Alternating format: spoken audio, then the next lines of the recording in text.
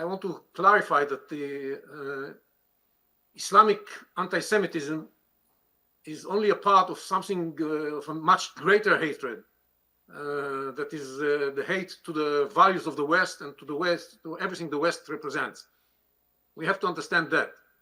And when the terrorists of Hamas committed the vicious attack on October 7th, none of them was chanting free Palestine or Palestine from the river to the sea or anything regarding Palestine.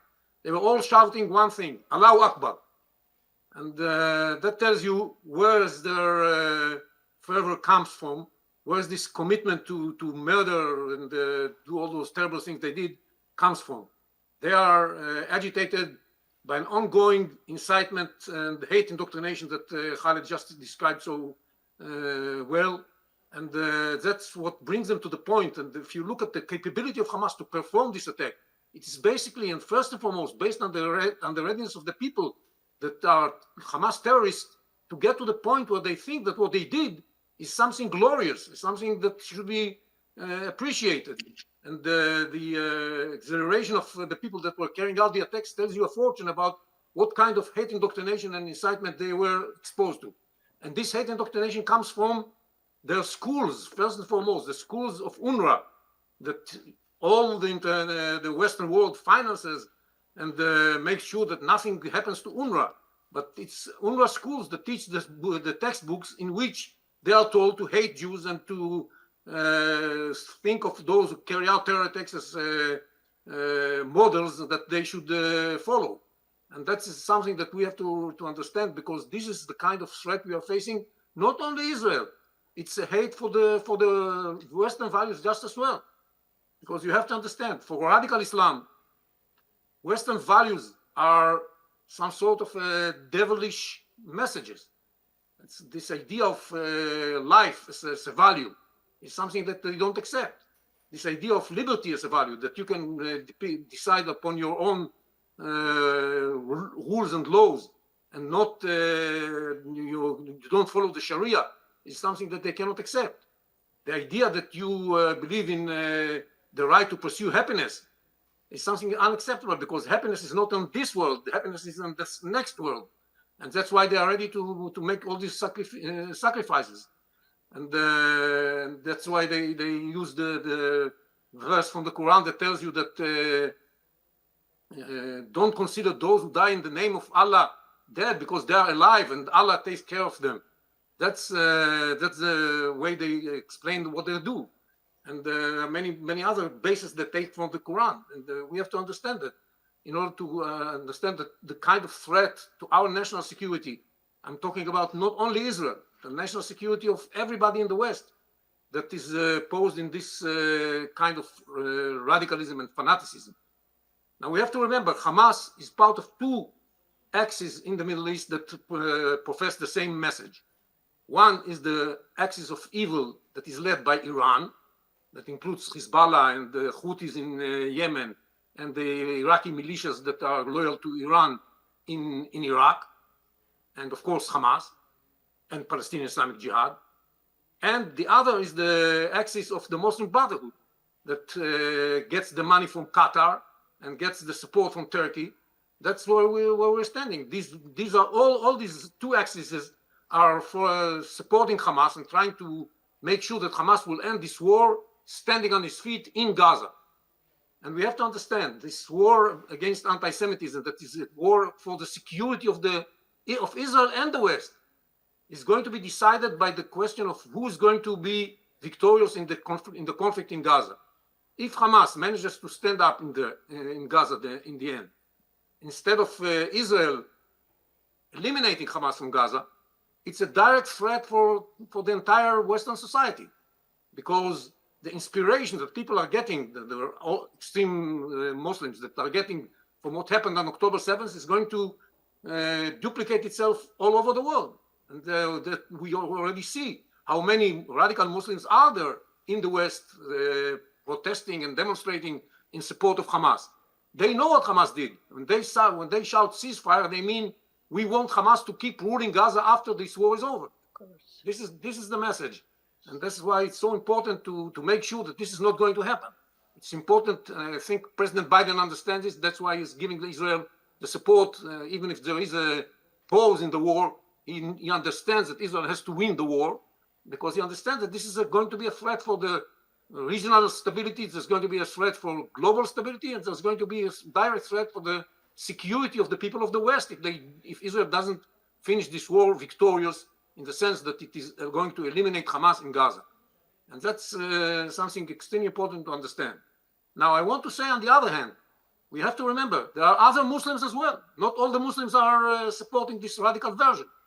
And if you look, for example, for the tolerance approach of the United Arab Emirates or Bahrain, or you look at the way the Moroccans are dealing with this issue, and even Saudi Arabia to some extent that is keeping up the option of normalizing relations with Israel once the war is over. This is a message that there are some other Muslims. Even in Israel, by the way, the big surprise of this war is happening in Israel itself. The Arab Israelis, most of them Muslims, did not chant for Hamas this time, unlike what happened in 2021. And some of them were killed by Hamas, by the way, and most of them are cautious and refrain from duplicating the messages of Hamas. That's something very promising, and I say so because I think of the day after in Gaza. I ask myself, shall we be able to find in Gaza enough people that are not washed by that the brains were not washed by the messages of the Palestinian Authority and the messages of Hamas, that will be able to rule Gaza once Israel eliminates Hamas? That's something that's an open question that we should have to deal with, because otherwise Israel will have to rule to rule Gaza for a long time, and we don't want to rule over the Palestinians. We are looking for somebody else to take the responsibility once we finish the Hamas in Gaza. That's very important. Very important. Now, coming back to this hatred, Dan quoted from the Hamas charter, and yes, there is this hadith in there that says that the day of judgment is not going to come until the Muslims kill the Jews. But the Hamas charter also includes a message that says in Article 31 that Christianity and Judaism can survive in peace only under the wing of Islam. That is the message of Hamas.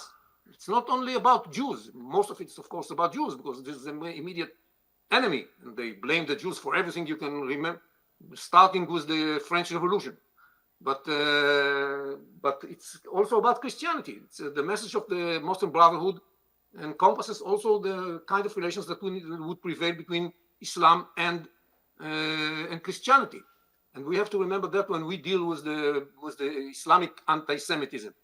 Now, Islamic anti-Semitism is a combination of Western anti-Semitism and Islamic version of anti-Semitism at the same time.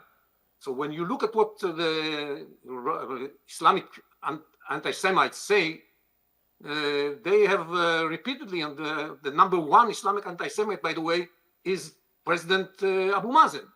President Abbas is the number one Islamic anti-Semite, because he repeatedly says that Israel is doing all kinds of things that explain that the Jews, the nature of the Jews is the thing that justified what Hitler did.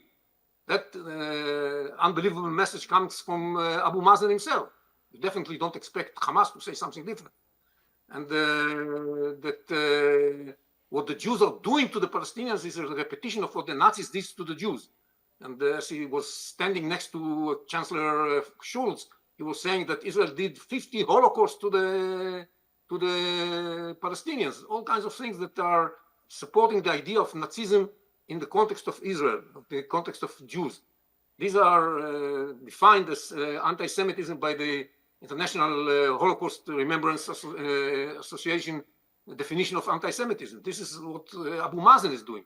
Of course, when you look at the children of, by the way, not only those who are raised up by Hamas, but also those who were raised up by the Palestinian Authority, they get the same message in a booklet produced by the Palestinian Authority for children. It's called Zayzafuna.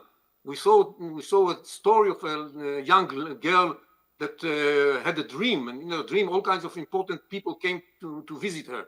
And the third one was Hitler. And she asked him, oh, you are Hitler, we appreciate you very much. And he said in her dream, according to this Zayzafuna booklet, that yes, I did what I did, and I killed the Jews, but I left some of them, so you should know how terrible those Jews are. This is in a Palestinian Authority financed booklet for children. And of course, the same message goes to the children of Gaza, who repeatedly tell this story. You can find on the internet. Children in Gaza tell the story that Hitler killed the Jews and left some of them so that the Palestinians will know how terrible they are and how committed those children in Gaza are to carry out massacres of Jews. And of course, when they grow up, they just do it. So this is one element. And the other element is the Islamic anti-Semitism that has its basis in Islam itself. This idea that the Jews are the descendants of apes and pigs, that has its base in some verse in the Quran. But it's the chapter of the table, but is something that is used in order to promote hate of children of Jews, and that's something that we have to fight against. And coming back to what Khaled said, I would repeat it with full support. You should understand that the money provided by the West to the Palestinian Authority is being used for exactly the purpose of promoting this hatred and paying salaries to terrorists. This is what this money is being used for. 7% of the Palestinian budget goes to paying salaries to terrorists. And the more Israelis you kill, you get the higher salary. And now the Palestinian Authority is going to have a financial problem because so many Palestinians were arrested by Israel, so many terrorists were killed by Israel now, that it's going to be a very big burden on the Palestinian budget. And this is the Palestinian Authority. This is what the Palestinian Authority does with the money, and this grows the Palestinian anti-Semitism and the Islamic anti-Semitism. This is going to hit you back in Europe very simply, because if they are going to be successful, you see already the crowds in all over Europe and in the United States that were prepared ever since the Durban summit in 2001, and all this intersectionality and all this huge investment in buying hearts and minds in the West is now put to a test and paying off. That's where we are now in the West, and we have to remember that. And that's why the West has to wake up. The West has to support an Israeli victory in Gaza. And this is going to be the one move that's going to turn the direction of the developments in the opposite direction. Grazie mille. Close the strengthening of Islamic anti-Semitism. Thank you.